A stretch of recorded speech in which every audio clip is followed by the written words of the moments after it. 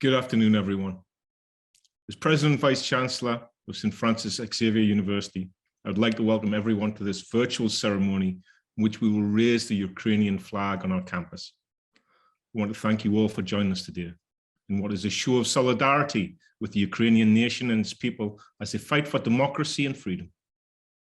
We do this to support members of our community near and far who have loved ones impacted by the horrendous events of the last week. As is our usual practice, I'll begin with a territorial acknowledgement.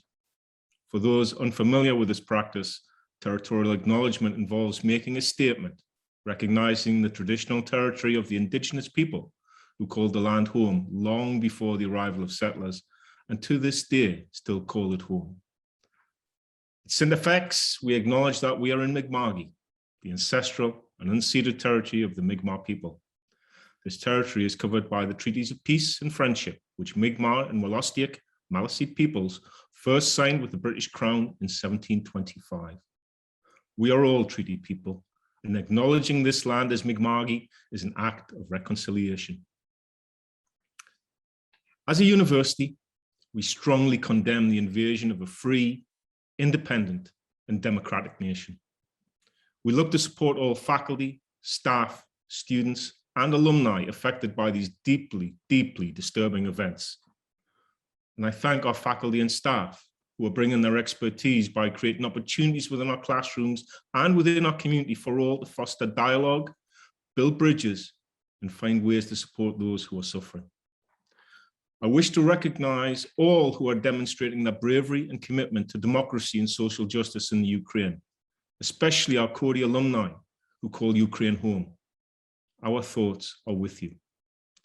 As we raise the flag to voice our solidarity with the people of the Ukraine and those affected closer to home, I'm pleased to welcome both our campus community and community leaders to share their thoughts. To begin, I'd like to introduce you to Meredith Kudmore Keating, Vice President Academic of the Students' Union. And Meredith, I'm going to hand it over to you. Thank you, Andy. The StFX Students' Union, along with students' unions and associations across the province and country, have watched the invasion of Ukraine with shock and anger, and we stand with the people of the Ukraine against the violence and war that is happening in their country. The needless loss of human life and suffering which Russia is inflicting on Ukrainian citizens and people around the world is appalling. This invasion is killing innocents, displacing families, and destroying cities completely unprovoked and unjustified by Russia. To all of our students with family and friends that are being impacted directly or indirectly from this act of war and tyranny, we as a community stand with you. Please continue to reach out and find support. The people of Ukraine have demonstrated courage in defending their home, and we will keep them in our hearts in the coming days. Thank you. Thank you very much, Meredith, for speaking on behalf of all of our students. It's now my pleasure to welcome Mayor Laurie Boucher from the town of Antigonish. Laurie, always good to see you. I'll hand it over to you. Thank you, Dr. Haken, and the StFX team for inviting the Antigonish community to be part of today's important acknowledgement of what is taking place in the Ukraine. I know I'm not alone in the feelings of disbelief that while I watch these illegal and unprovoked actions against Ukraine. I can feel my heart in my throat as I watch families separate, not knowing when they're going to be together again. I feel anguish for those seeking safety in makeshift bomb shelters, sadness for the children experiencing the indescribable fear and anger of the innocent people that are put into danger every day. Antigonish stands in solidarity with our friends and partners around the world, supporting Ukraine and condemning Russia for this unprovoked attack. Today, we've joined StFX in raising the Ukrainian flag in Chisholm Park as a symbol of unity and support for the Ukrainian people. The ripple effects of these actions are being felt by a number of international communities, and local citizens of our community remain steadfast in the support of the Ukrainian people and their rights. In the town of Antigonish, we have a family. Dennis Olgeg and his family moved to Antigonish from the Ukraine, and Councillor Mary Farrell reached out to them to ask if there was anything they wanted our community to know, and this is what he said. Every day we are staying on the phone with our family, relatives, and friends. It is hard to express the feelings we get during these conversations. I would like to speak on behalf of the small Ukrainian community we have here in Antigonish. There are a lot of local Canadian people asking me how they could help. There are volunteer centers collecting and organizing all the necessary things that our army and civilians need during this difficult time. I would like to thank Dennis and his family for their comments. I want his whole family to know that we are thinking of them. I encourage anyone who is able to donate to the organizations collecting high demand materials to ship to the Ukraine, including medical supplies, baby formula, personal care items, and warm clothes. The Red Cross has also created a designated fund proposed for the humanitarian efforts of the Ukraine. On behalf of myself and town council, we want you to know that we are thinking of you and we stand with Ukraine. Thank you. Thank you, Laurie, and thank you to the town of Antigonish for flying the Ukrainian flag in solidarity. Really appreciate the words that you've given here today. I'd now like to introduce Warden Owen Mccarran from the Municipality of the County of Antigonish. Owen. Good afternoon, everyone, and thank you, Dr. Haken and StFX University for inviting us here today. We are all horrified to see the unprovoked attacks on Ukraine by their Russian neighbors. As these horrific events unfold before our eyes, we see that this is not only an attack on democracy, but also on human rights. This attack violates international law, jeopardizes stability internationally, and puts countless innocent lives at risk. Our hearts go out to everyone who has been affected by this attack, those whose families have been separated, to those who have lost loved ones, those who have had to flee their homes. We hope and pray that this invasion comes to a peaceful end very soon. We stand in solidarity with the university, the town of Antigonish, the people of Ukraine, and Ukrainian Nova Scotians and Canadians.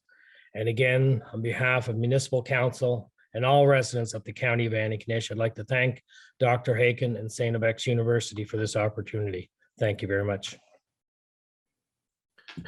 Thank you, Owen. Greatly appreciated. Solidarity with our event today is more than appreciated, and your words are well said. Thank you, sir. I'd now like to introduce Dr. Robin Newstarter from the Faculty of Adult Education and the Cody Institute to say a few words. Robin. Thank you, Dr. Haken. Dobre denya. Mnie звати Robin Newstater. I am a third-generation Ukrainian Canadian. I would like to begin with a moment of silence to remember those people whose lives have been turned upside down by violence and war, people who fled and are fleeing from home, stayed home, and are in bomb shelters, the caregivers, the soldiers, and the civil resistors, and those who have died.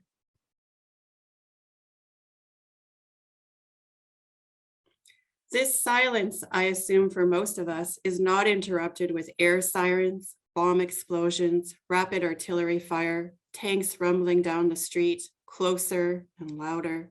This silence for many of us is not reeking with anxiety and worry. Is my family safe? Is my home standing? My neighborhood still there? We are not wondering, how much silence do we have this time?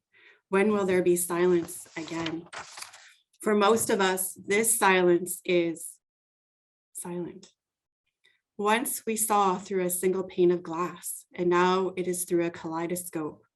We see you, the land of Ukraine, the beautiful mountains, hills, lakes, rivers, shorelines, forests, steppes, islands, fields, meadows, and wildlife, towns, villages, and cities, a country with a rich, dynamic, and complicated history, as all countries have, a country vibrant with languages, cultures, and arts, and democracy, with beautiful peoples, Ukraine, people full of life and dreams and passions, determined and resilient. We see you, the people in Ukraine, and the people who have fled the Ukraine, living war so fresh, so real, so shocking, and violence so bold and so old. We see the multiple media feeds pulling for our attention, and we know there is more, much more happening, while far away And here we eat, study, work, sleep, play, while you do what needs to be done. We see the extraordinary and the ordinary, the brutality and the compassion of humanity. We see women fleeing with children, elderly, and with their hopes, cares, and dreams. Women taking in their arms children, elderly, and diversely abled, searching for food, scarce food and medical supplies, to feed and care for loved ones, hugging the scared and crying as they cry too. Women taking in their arms guns to fight for their home, their identity, their freedom, for tomorrow's Ukraine. Women at borders violated and manipulated into sex trafficking and prostitution. Women organizing humanitarian response in Ukraine and in collaboration with their regional and international networks. Women organizing parallel peace actions and talks to complement the negotiations at borders and tables with the typical actors. We see men staying to give care to women, children, elderly, neighbors, staying to fight, staying to survive another day in the life, this life now, men staying for lives tomorrow. We see the gender, race, and ability and disability realities and complexities of survival in war, how the color of one's skin determines their passage to freedom, how the ability to hear air sirens determines if one makes it to the bomb shelters. We see you, the thinkers, the doers, the learners, the activists, the advocates, the feminists, the LGBTQIA+.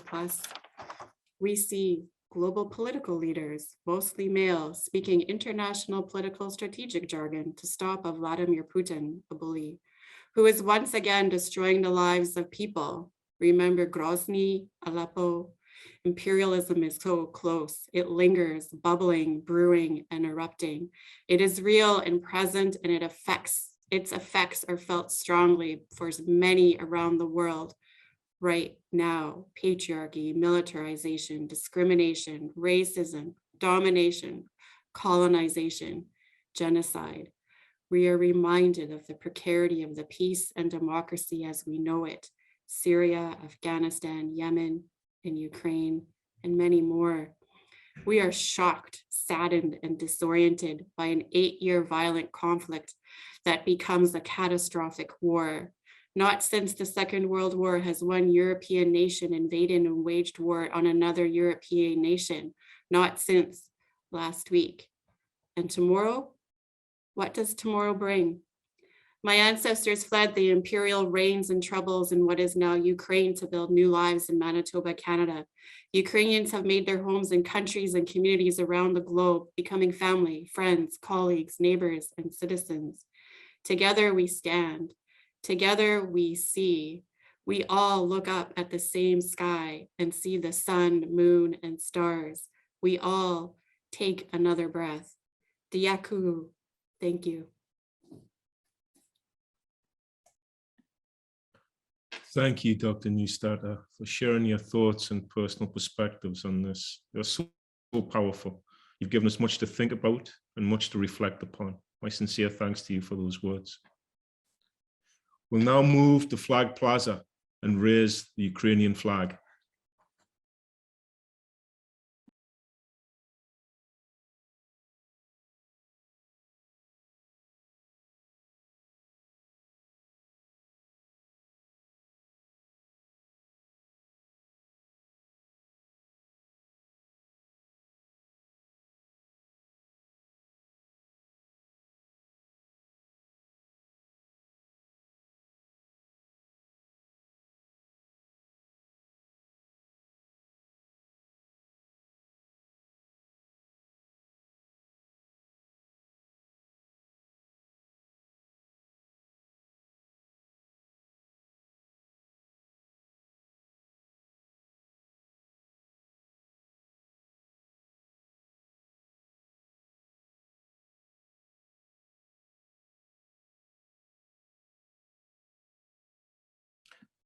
Finally, on this afternoon's event, I'd like to welcome alumnus Tyler Kingston from the class of 2021, who will close our ceremony with a call to action. My thanks to everyone for joining us today and sharing in this moment of solidarity as we try and attempt to come to terms with horrific events in the Ukraine and Eastern Europe. We stand in support for all those in Ukraine and all those associated with friends, colleagues, family in the Ukraine. Tyler, over to you. Thank you very much, Dr. Haken. I wanted to give everyone a little bit of inspiration, but I doubt that is necessary because we have inspiration enough in the Ukrainian people. Ukraine has defied the trend of history to remain a sovereign nation, but as the world is witnessing, Ukraine cannot hold back the invasion alone. Russia, led by its president, Vladimir Putin, continues to attack the citizens of Ukraine and threaten its ability to remain a sovereign nation. Ukraine needs our help. And the question is, what will we do? Not what should we do? We are not being asked to fight a war. We are being asked to condemn one. We are being asked to stand in solidarity with those who are opposed to this war. But how can we do this? There aren't enough hours in a day to do everything, but we will do our part. For instance, if all StFX students took a minute to donate just $5, we would raise over $20,000 to help provide war victims with medical care and life-sustaining necessities. Imagine if staff and faculty and the StFX alumni all donated too. The Prime Minister of Canada has promised that the federal government will match donations to the Red Cross up to $10 million.